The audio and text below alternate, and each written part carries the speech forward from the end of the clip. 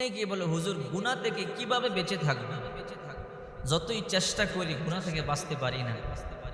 অনেকেই আছে সারাক্ষণ গুনার মধ্যে লিপ্ত, সারাক্ষণ গুনার মধ্যে লিপ্ত, কিন্তু চেষ্টা করেও গুনাহ থেকে বাঁচতে পারে না।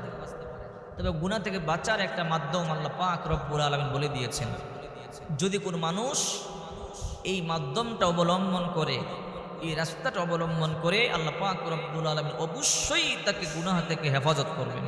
এই দায়িত্ব স্বয়ং আল্লাহর। আল্লাহ পাক রব্বুল আলামিন নিজে বলছেন, ইন্নাস সালাতা তানহা আনিল ফাহশাই ওয়াল মুনকার ওয়ালা যিকরুল্লাহি আকবার ওয়াল্লাহু ইয়ালামু মা তাসনাউন। সূরা আনকাবুত 21 নম্বর পারা, প্রথম নম্বর পৃষ্ঠার 2 নম্বর লাইনের 45 নম্বর আয়াত আল্লাহ পাক রব্বুল আলামিন বলেন, ইন্নাস সালাতা, নিশ্চয়ই সালাত অর্থাৎ নিশ্চয়ই নামাজ, তানহা ফিরিয়ে রাখে, আনিল ফাহশাই ওয়াল মুনকার সমস্ত গ্রহিত খারাপ কাজ থেকে, সমস্ত গুনাহের কাজ থেকে নামাজ আপনাকে ফিরিয়ে রাখবে। আল্লাহ পাক রব্বুল আলামিন ওয়াদা দিয়েছেন। এই জন্য যখন খারাপ চিন্তা ভিতরে চলে আসবে, যখন এই গুনাহ করবার উপক্রম হয়ে যাবে, যখন এই গুনাহ করবার মন মানসিকতা চলে আসবে, ওযু বানাবেন, ভালো করে ওযু করে নামাজের মধ্যে দাঁড়িয়ে যাবেন। আপনি যখন নামাজে দাঁড়াবেন, নামাজের মাধ্যমে আল্লাহ তাআলা গুনাহ থেকে আপনাকে হেফাজত করবে। এই জন্য আবু দাউদ শরীফের হাদিস, তিরমিজি শরীফের হাদিস, আবু হুরায়রা রাদিয়াল্লাহু তাআলা আনহু বলেন, বিশ্বনবী মুহাম্মদ সাল্লাল্লাহু আলাইহি ওয়াসাল্লাম বলেছেন, আউয়ালু মা ইউহাসাবু বিল আবদু ইয়াউমাল কিয়ামাতিস সালাহ। কিয়ামতের দিন সর্বপ্রথম বান্দা বান্দার নামাজের হিসাব হবে।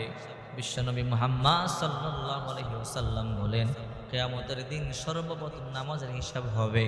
আমরা যে মরে যাব, মরে যাওয়ার পর আমাদেরকে দাঁড় করানো হবে, হিসাব দেওয়ার জন্য বলা হবে, হিসাব দাও।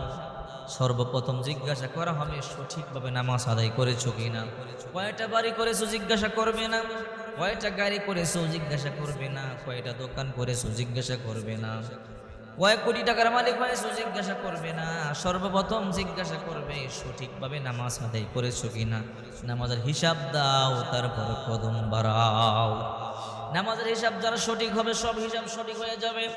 নামাজের হিসাব যারা গরমিল হবে, সব গরমিল হয়ে যাবে।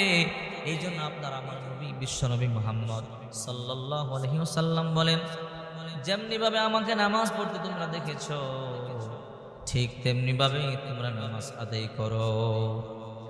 হারাম খাইয়ে নামাজ পড়লে নামাজ হবে না। রাসূল করিম সাল্লাল্লাহু আলাইহি ওয়াসাল্লাম বলেন, লা ইয়াদখুল জান্নাতা জাসাদুন গুদিয়া বিল হারাম।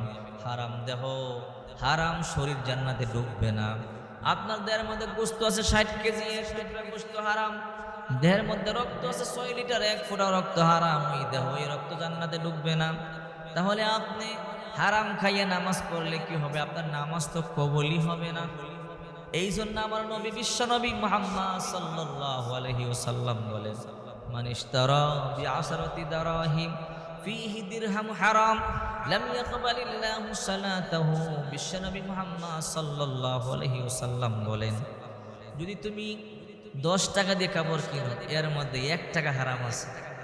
এই জন্য বিশ্বনবী বলেন, 10 টাকা দিয়ে কাপড় কিনেছো, এর মধ্যে 1 টাকা হারাম আছে, ওই কাপড় পরে নামাজ পড়লে কিয়ামত পর্যন্ত তোমার নামাজ আল্লাহ কবুল করবে না।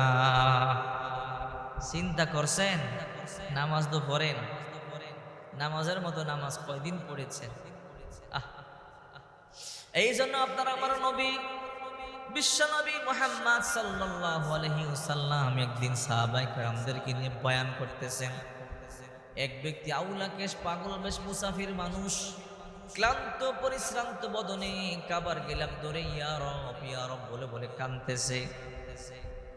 রাসূল করিম সাল্লাল্লাহু আলাইহি ওয়াসাল্লাম বলে, সাহাবীরা, এই ব্যক্তি যত ইয়া রব বলে বলে কান্না করে, আল্লাহ তাআলা কিন্তু তার দোয়া কবুল করবে না। সাহাবায়ে কেরাম বলে, ও আল্লাহর হাবিব, এই লোকটা মনে হয় বহু দূর থেকে সফর করে এসেছে, ক্লান্ত পরিশ্রান্ত বদনে।